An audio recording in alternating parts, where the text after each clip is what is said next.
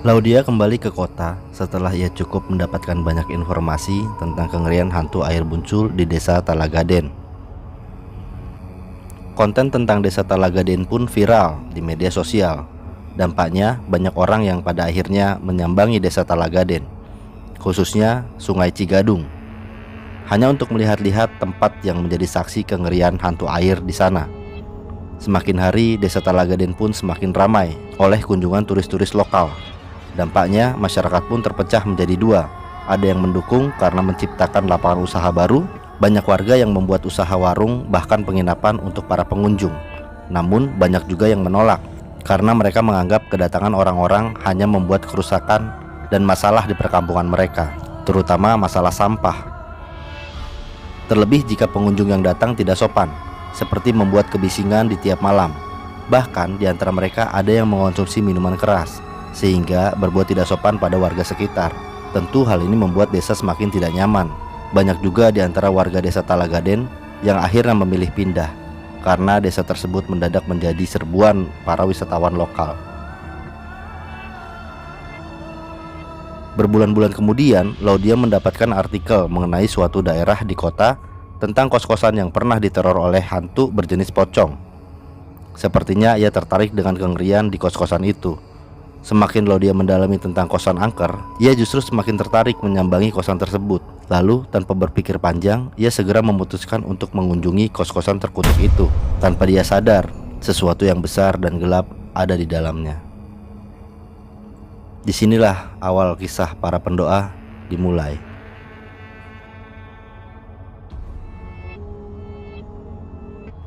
Laudia berdiri di depan gerbang kos-kosan yang sudah lama tak terjamah. Daun-daun kering berserakan di jalan setapak yang dulunya sering dipenuhi langkah kaki penghuni kos. Kini hanya ada angin yang berbisik pelan, membawa aroma lembab dari bangunan tua yang hampir runtuh. Kos-kosan ini yang pernah menjadi sumber teror bagi para penghuninya, kini terbengkalai, terlupakan. Pintu gerbang yang terbuat dari besi yang berkarat itu hampir tak bisa ditutup dengan sempurna. Laudia melangkah maju, merasakan ketegangan di udara yang tebal. Seperti ada sesuatu yang mengintai di balik bayang-bayangan tembok yang rapuh. Kos-kosan ini bukan sekedar tempat tinggal. Sebelum ditinggalkan, kos-kosan ini pernah dipenuhi dengan cerita-cerita seram yang menyelimutinya.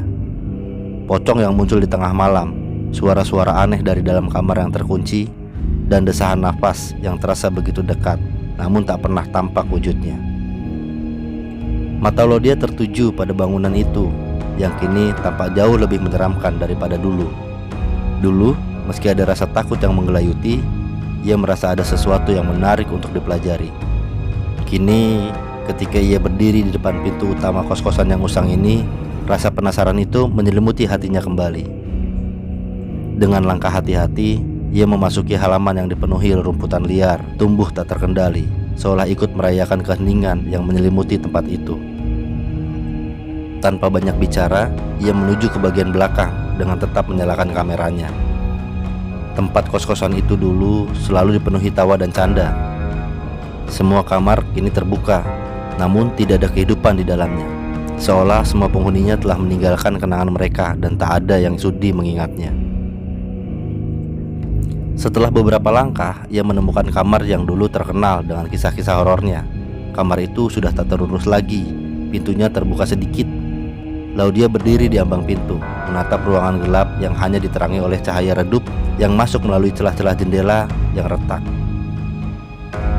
Udara di dalamnya terasa berat, seperti ada sesuatu yang menunggu, sesuatu yang tak ingin ditemukan. Tiba-tiba, suara ketukan pelan terdengar dari dalam kamar. Laudia menahan napas, menyadari bahwa ia sudah berada di tempat yang salah, atau justru di tempat yang tepat. Suara itu semakin keras, disusul dengan suara seretan langkah kaki yang terdengar pelan namun pasti. Setiap detiknya, suasana semakin mencekam. Sesuatu di dalam kamar itu sepertinya sedang menunggunya. Namun, ia tetap teguh berdiri, menarik napas panjang dan melangkah masuk. Di dalam, hanya ada kursi kayu yang sudah usang, meja yang hampir runtuh, dan dinding yang dipenuhi jamur. Namun di sudut ruangan ada sesuatu yang menarik perhatian. Sebuah benda putih seperti kain kafan tergeletak di lantai. Lalu dia mendekat perlahan, merasakan hawa dingin yang semakin menusuk kulitnya. Saat ia menyentuh kain itu, sebuah suara lirih terdengar di telinganya. Suara yang seperti desahan nafas. "Pocong," gumamnya. Meski hatinya bergetar, ia tahu ini adalah bukti dari semua kisah yang beredar tentang kos-kosan ini, bahwa pocong yang konon dikirim oleh seseorang untuk menakut-nakuti penghuni kos kini tinggal sebagai jejak, sebagai bayangan yang tak bisa dilupakan. Tiba-tiba suara keras terdengar dari luar kamar, seperti ada sesuatu yang jatuh. Lalu dia terlonjak, membalikkan badan dengan cepat. Di luar semua tampak tenang, tetapi sesuatu dalam dirinya tahu bahwa ia tidak sendirian di sini. Seperti dalam mimpi yang buruk, ia merasa ada tangan yang terulur dari balik gelap. Perlahan, tanpa ia sadari, rambut di tengkuknya merinding, dan di hadapannya, di tengah ruangan yang sunyi, sosok itu muncul. Wajah pucat, mata kosong, kain kafan yang membungkus tubuhnya bergerak dengan pelan. Mengikuti langkah Laudia, pocong itu melayang yang menyembul dari kegelapan. Laudia memejamkan mata, mencoba meyakinkan dirinya bahwa ini hanya halusinasi. Namun, ketika ia membuka mata, sosok itu masih ada, lebih dekat dari sebelumnya. Ia bisa merasakan udara yang semakin berat, dan dalam ketegangan itu, ia tahu satu hal: teror yang dulu menghantui kos-kosan ini belum berakhir. Ia hanya salah satu dari banyak orang yang mencoba untuk membuka kembali pintu yang seharusnya dibiarkan terkunci rapat. Dengan langkah cepat, ia berbalik dan keluar dari kamar itu. Namun, langkah kaki berat itu terus mengikutinya. Semakin dekat, semakin nyata.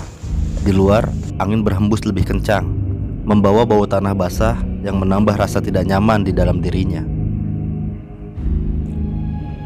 Laudia keluar dari kos-kosan itu, napasnya terengah-engah. Tubuhnya gemetar.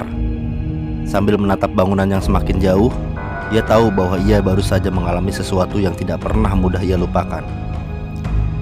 Sebuah tempat yang dulunya jadi rumah bagi banyak orang, kini menjadi penjara bagi mereka yang terlalu berani untuk kembali. Kos-kosan itu masih berdiri di sana, diam dan menunggu.